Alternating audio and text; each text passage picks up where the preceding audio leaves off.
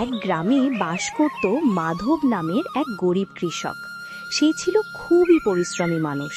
তার ছোট্ট জমিটুকু নিয়েই সে চাষাবাদ করত, দিন রাত খেটে যেত। কিন্তু এত পরিশ্রমের পরও সে দারিদ্র্য থেকে কোনোভাবেই মুক্তি পাচ্ছিল না। যতই চেষ্টা করত, ভাগ্য যেন তার দিকে তাকাতই না। খুব কষ্টের মধ্যেই কাটছিল তার আর তার স্ত্রীর জীবন। তবুও মাধব আশা ছাড়েনি। সে বিশ্বাস করত একদিন না একদিন হয়তো বদলে যাবে তাদের এই কঠিন জীবন। হা হা, বাহ বাহ বাবা, কি দারুণ ফসল হয়েছে আজ। সত্যি আজ মনটা ভরে গেল। বাহ বাহ, বেশ ভালো ফসল হয়েছে আজ। যাই যাই, বাজারে গিয়ে বিক্রি করে আসি।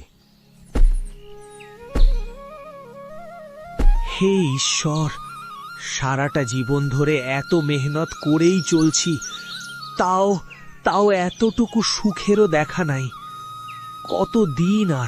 কতদিন এমন করে কষ্টে দুঃখে গরিব হয়েই জীবন কাটাবো।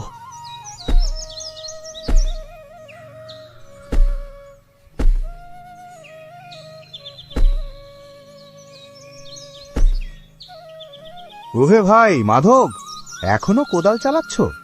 আজ বাজার যাবে না নাকি? না গো নিতাইদা, আজ যাব না। বাজারে নিয়ে যাওয়ার মতো ফসল হয়নি আজ। তুমি যাও, আমি অন্যদিন যাব। ঠিক আছে ভাই, আমি চলি। আজ অনেক বেলা হয়ে গেল, তাড়াতাড়ি বাজার পৌঁছতে হবে।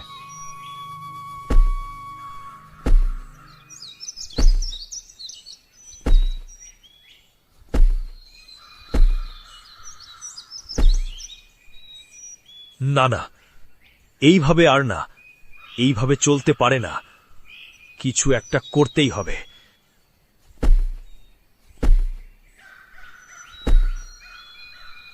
নাও গো, খাবার এনেছি।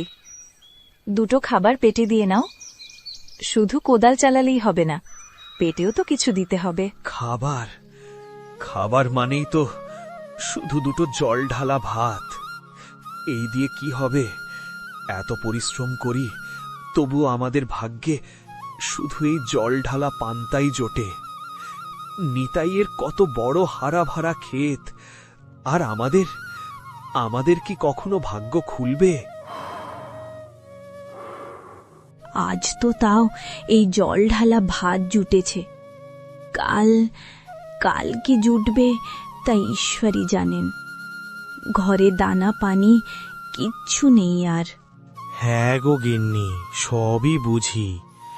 তাই তো আরো বেশি দরকার।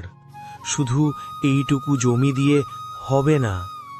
কোনোভাবে যদি আমি আরো টাকা পেতাম, তাহলে আরো জমি কিনতে পারতাম। মাধব দ্রুত খাওয়া শেষ করেই আবার কোদাল চালাতে শুরু করে। কল্যাণী দীর্ঘশ্বাস ফেলে, চুপচাপ ঘরের দিকে ফিরে যায়। দিন পর মাধব তার জমিতে ফলা সামান্য ফসল নিয়ে বাজারে বিক্রি করতে যায়। অনেকটা সময় সে হতাশ হয়ে চুপচাপ বসে থাকে। বিক্রি বাট্টা তেমন কিছুই হয় না।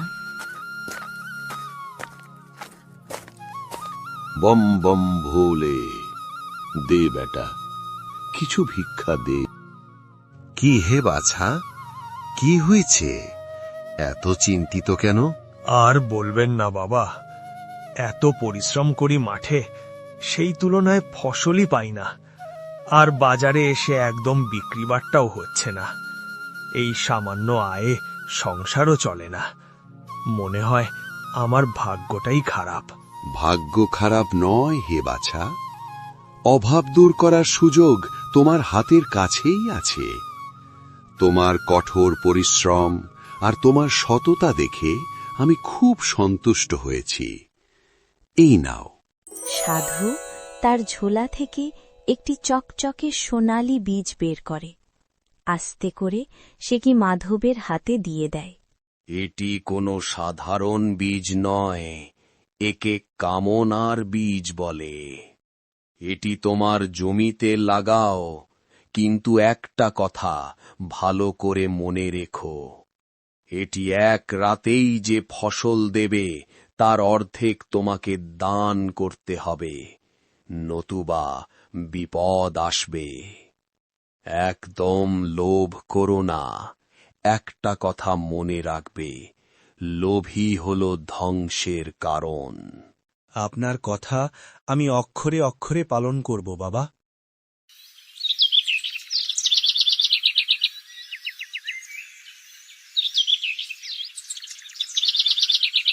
পরের দিন সকালে মাধব জমিতে এসে দেখে তার ছোট জমিতে অনেক আর বিশাল বিশাল কুমড়ো ফলেছে।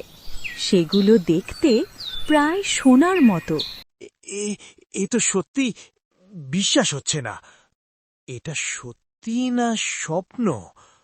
আমার ক্ষেত তো সোনালী ফসলে ভরে উঠেছে। লক্ষ্মী এসেছে আমার জমিতে।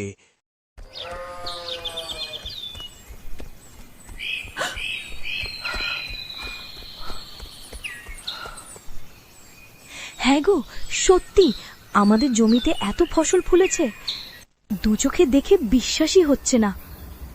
এবার থেকে সত্যি কি আমাদের জীবনের সব দুঃখ কষ্ট শেষ? এবার আমরাও তো ধনী হয়ে যাব। এবার সাধু বাবার কথা মতো অর্ধেক দান করতে হবে। দান? এত সহজে পাওয়া জিনিস কি কাউকে দিতে আছে? উনি তো বুড়ো মানুষ, কি আর বোঝেন। না কল্যাণী, আমি সব রাখবো। সব সব আমার। এই সব ফসল বিক্রি করে অনেক অনেক টাকা পাবো। মাধব এখন ধনী লোক, তার কুঁড়ে ঘর পাকা হয়েছে। মাধব প্রতিদিন রাতে বীজটি লাগায় এবং পরের দিন সকালে প্রচুর ফসল পায়। তবে সে দানের কথা ভুলে গেছে। সে সব ফসল নিজেই রেখে দেয়। গ্রামের লোকজন মাধবকে ধনী দেখে সবাই অবাক। অনেকেই তার কাছে সাহায্য চায়। মাধব ভাই, এইবার আমাদের ধান ভালো হয়নি, একটু সাহায্য করলে। আমার এই ফসল কি এমনি এমনি ফলেছে নাকি? পরিশ্রম করতে হয়। যাও, নিজের কাজ করো, পরিশ্রম করো। আমার কাছে চাওয়ার কিছু নেই।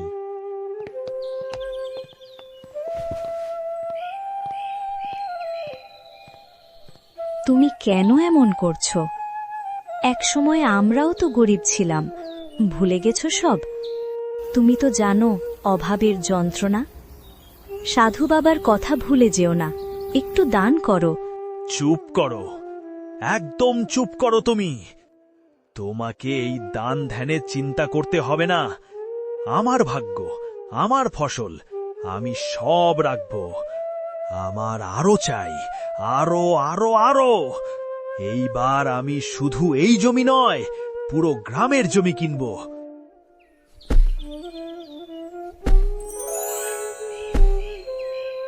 মাধব, তুমি তোমার প্রতিশ্রুতি ভুলে গেছ। তোমার লোভ সীমা ছাড়িয়ে গেছে। তুমি যা পাচ্ছ তার সবটাই তোমার নয়, তার অর্ধেকটাই প্রকৃতির দান, যা তোমাকে অন্যদের সাথে ভাগ করে নিতে হবে। তুমি যদি আগামীকালও তোমার অর্ধেক সম্পদ দান না করো, তবে এই বীজ তোমার জন্যে অভিশাপ নিয়ে আসবে। আপনি কে আমাকে আদেশ করার? জানতো, আমি কাউকে এক করিও দেব না। এই বীজ এখন আমার। মনে রেখো মাধব, লোভের ফল কখনোই মিষ্টি হয় না। কল্যাণী ভয়ে আতঙ্কে কেঁপে ওঠে, কিন্তু মাধব হেসে উড়িয়ে দেয় সাধুর কথা এবং বীজটি জমিতে পুঁতে দেয়। পরের দিন খুব সকালে মাধব জমিতে ছুটে আসে। সে কল্পনা করছে আজ তার আরো বেশি, আরো বড় ফসল হবে। কিন্তু জমিতে কোনো ফসল নেই, নেই কোনো মূল্যবান কুমড়ো। তার জায়গায় জমির মাঝখানে বিশাল এক কাঁটাযুক্ত গাছ জন্মেছে, যা ধীরে ধীরে মাধবের পাকা বাড়ির দিকে এগিয়ে যাচ্ছে। এটা কি হলো? আমার সব ফসল কোথায়? আর এই কাঁটা গাছ কোত্থেকে এলো? আর এই কাঁটা গাছ আমার বাড়ির দিকে যাচ্ছে কেন? সাধু বাবা ঠিকই বলেছিলেন, তোমার লোভ আমাদের সব কেড়ে নেবে। হে ঈশ্বর, আমি ভুল করেছি। আমি মস্ত বড় ভুল করেছি। আমি লোভে অন্ধ হয়ে গিয়েছিলাম। আমাকে ক্ষমা করে দাও, ক্ষমা করে দাও। মুহূর্তের মধ্যেই কাঁটাযুক্ত সেই ভয়ঙ্কর গাছটি তার বাড়িটাকে গ্রাস করে নেয়। মাধব ও কল্যাণী নিঃস্ব হয়ে খোলা আকাশের নিচে দাঁড়িয়ে থাকে। দেখেছ, সাধু বাবার কথা না শুনলে এমনটাই হয়। লোভ মানুষকে শেষ করে দেয়।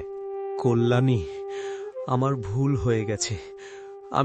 আমি কোনোদিনই তোমার কথা শুনিনি। আমি সব হারিয়ে ফেলেছি শুধু আমার লোভের জন্য। তুমি আমাকে ক্ষমা করে দাও। লোভ মানুষকে ধ্বংস করে। অল্পে সন্তুষ্ট থাকাই প্রকৃত সুখের চাবিকাঠি।